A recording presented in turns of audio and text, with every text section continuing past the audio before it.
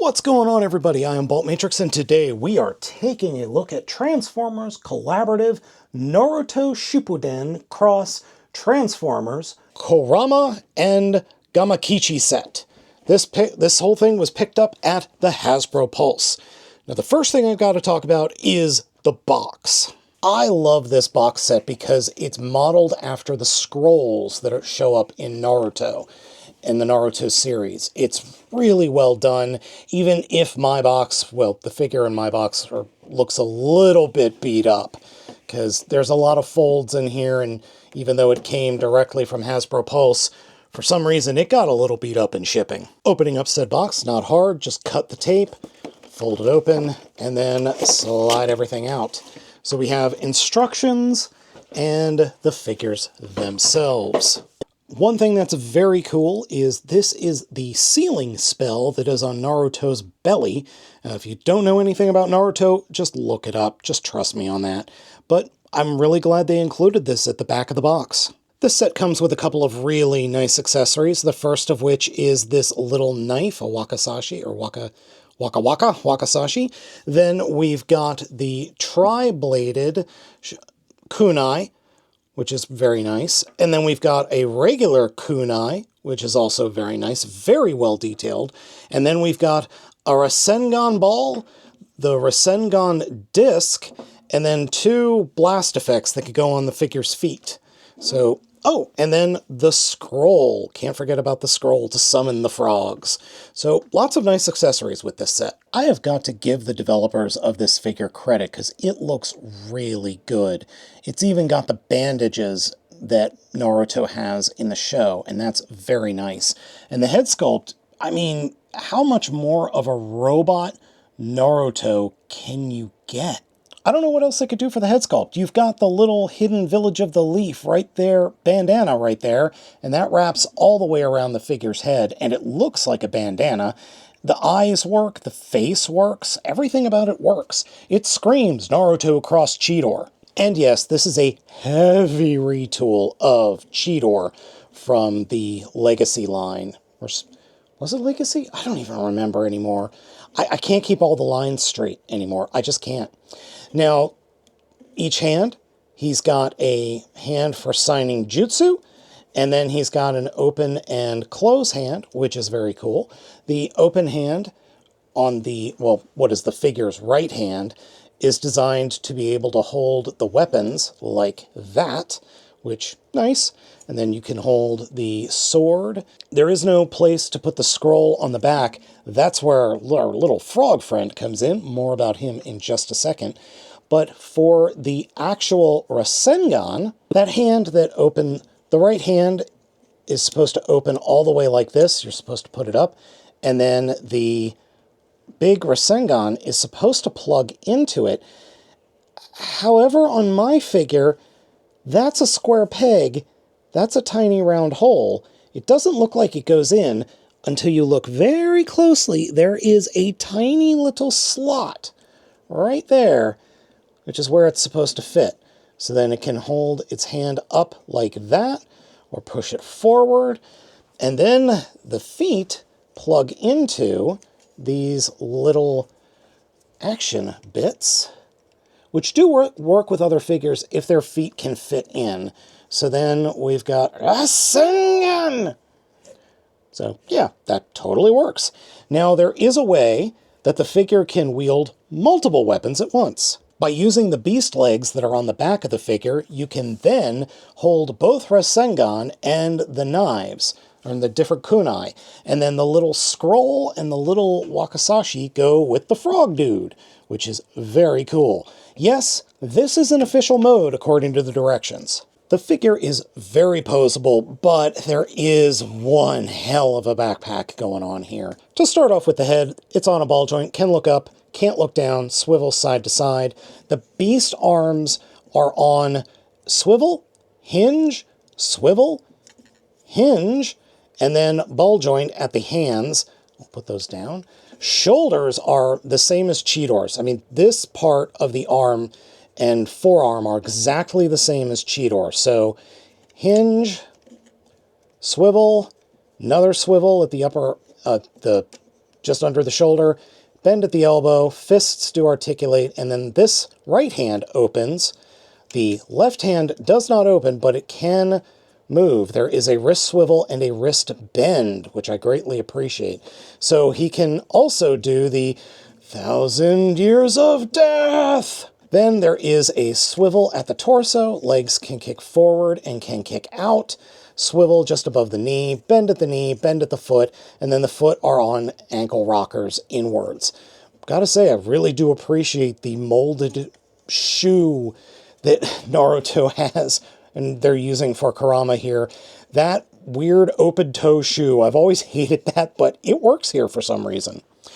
Now the figure is also incredibly top heavy, but you don't have to worry about it because these tails are on ball joints and swivels and hinges, so you could just use it as like a third and fourth leg to hold the figure up. Now let's talk about Gamakichi. Orange color is just a bit darker than Kurama, as you can see, and then the actual gunmetal, or the gray parts, are a little bit lighter.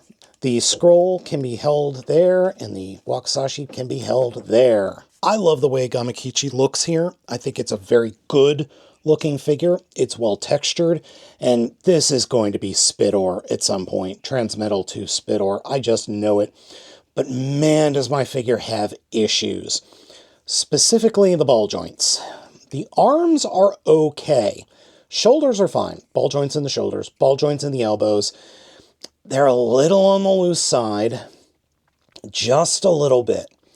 No torso articulation, but the hip ball joints, those are fine.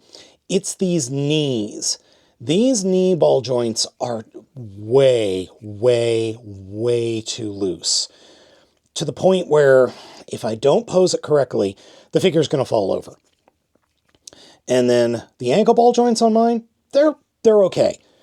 I can tighten the ball joints, and I'm going to have to, because otherwise this figure is just not going to be able to be posed. I'm doing my best to get you folks a good look at the face sculpt. I think it does work. It's a little ghosty though, the white face with the yellow eyes. I do appreciate the black painted in there. And then the head sculpt works, and then it too has a bandana that goes around the head, fully goes around the head. I love that addition.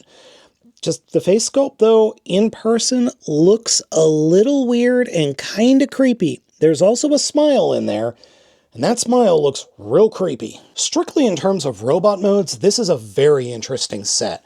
I do like the fact, I really do like these figures. They look cool, especially Kurama. The orange is definitely Naruto's orange, and the black, I mean, it's Naruto colors.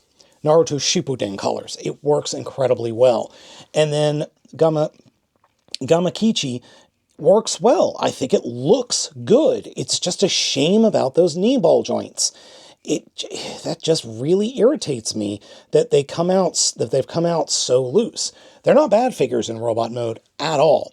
I do think they are worth picking up just for the robot modes. Let's get these figures transformed. We're going to start with Gamakichi first. Turn the forearms around and then point the hands straight up. Come to the front and do what you can to get your finger in there and lift up this chest plate. It's not easy to get your fingers in there, and of course I just trimmed my nails the other day, but we could get in there. And then turn the head around 180 degrees and flip the entire frog head up and around and peg it into the back like so. For the legs, turn them around at the knees, turn them around 180, fold the feet straight up, and then both these legs will fold up, and there are these little tabs underneath the frog head that the feet will peg into.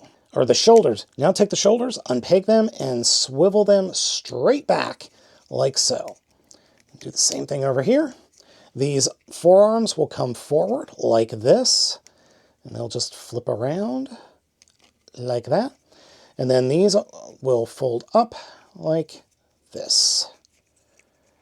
And here we have one froggy form. The last thing we are going to do is take the scroll and plug it into the back, into one of the two peg holes in the back, which is harder to do than you might think. There we go. And then we'll take the knife and peg that in the back as well. Also, both the scroll and the knife can peg into the frog's front arm like that. I wish the mouth on the figure does open, so you can do that. And you can also peg the knife into the mouth as well, which is a good trick. I like that. I know he's done that in the show a couple of times. Frog mode is pretty darn good. I've got to say, this looks really nice. And I can see where some minor tweaks to this thing would make an absolutely amazing Spit-Or figure. One of the things that I haven't mentioned is the texturing going on this figure. It's got little bumpy textures, which is perfect for Frog/Toad. I really like it. I really do. I'm going to check the directions real quick because it feels like, yep, the shoulders are supposed to be able to spin around like that. There we go. I thought these spun.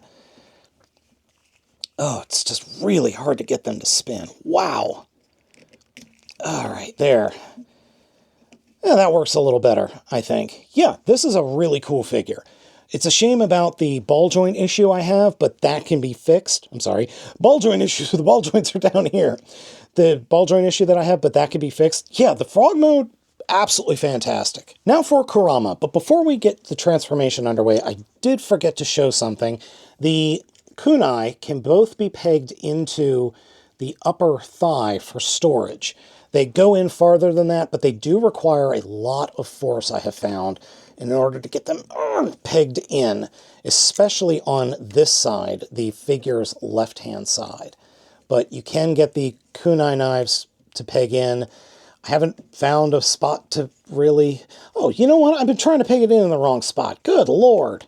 There we go. Yeah, so they could get pegged in, no problem. All right.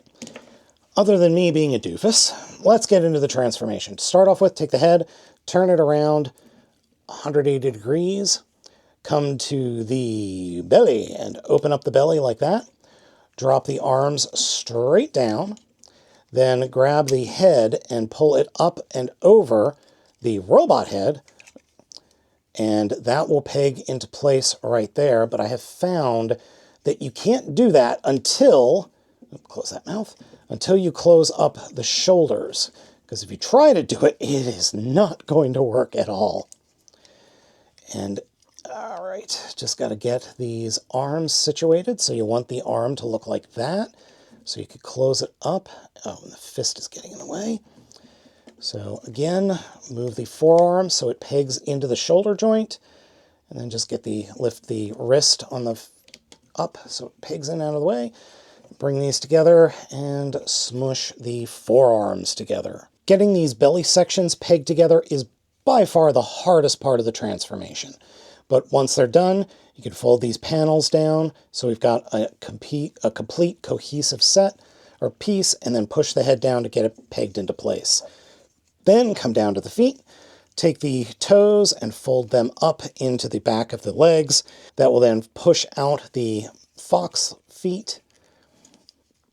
And I really wish these sat a little bit better, but they do not. They just kind of stick out like that. And then take the entire backpack section, split that open, fold the backpack down, and then situate the tails. So we want it to be a 9-tailed fox, which 1, 2, 3, 4, 5, 6, 7, 8, 9. That is Kurama, no doubt about it. This is the 9-tailed fox that terrorized the hidden village of the Leaf, and then got sealed away in a baby. Then that baby grew up to be Naruto. It looks absolutely fantastic, especially the face sculpt. I mean, look at that. There's so much detailing going on, and the paint budget probably went to the face all on its own. It works incredibly well. Look at those eyes. Those are perfect. I mean, there's nothing to complain about here at all. The only downside I have is it has the same issues that Cheetor had. So he can't lift his head up anymore. Mouth does open. And look at those chompers. Oh man, those chompers are totally painted. And he's got a tongue in there too. That is really nice. But back to the issues. Again, same issues I had with Cheetor. The head does not move forward at all, and the posing on the back legs is a bit limited, and yeah, there are some goofy robot hands sticking out of the belly there, and feet sticking out of the back. Oh well, not a big deal. It really isn't. Do appreciate the tails being independently posable, or the groups of tails being independently posable. It works really well. I am not the biggest fan of Naruto. I was a fan of Bleach. I was a Bleach guy, not a Naruto guy. But I have immense respect for Naruto as a series, and I definitely don't hate it. I don't feel any... It doesn't make me feel bad or anything. I was just more of a Bleach fan than a Naruto fan. My son is a massive Naruto fan, which is cool, and he thinks... or he's taken a look at this set, and he's really waiting for me to open this so he could play with these. And yeah, he's going to get to play with these when he gets home this evening, which, cool. The set is very good. There are some minor quibbles. Biggest issue, again, is the knee joints on the frog in robot mode. But I cannot argue with how cool these things are in beast mode. It's a fun set. It really is. And I really, really, really hope we get some other of the tailed beasts in Transformers. Like 1 through 9. Bring us Gara's tailed beast as well. That would be absolutely fantastic. So folks, let me know what you think of this set down in the comments. Thank you all for watching. I have been Baltmatrix, and I hope you all have a wonderful day.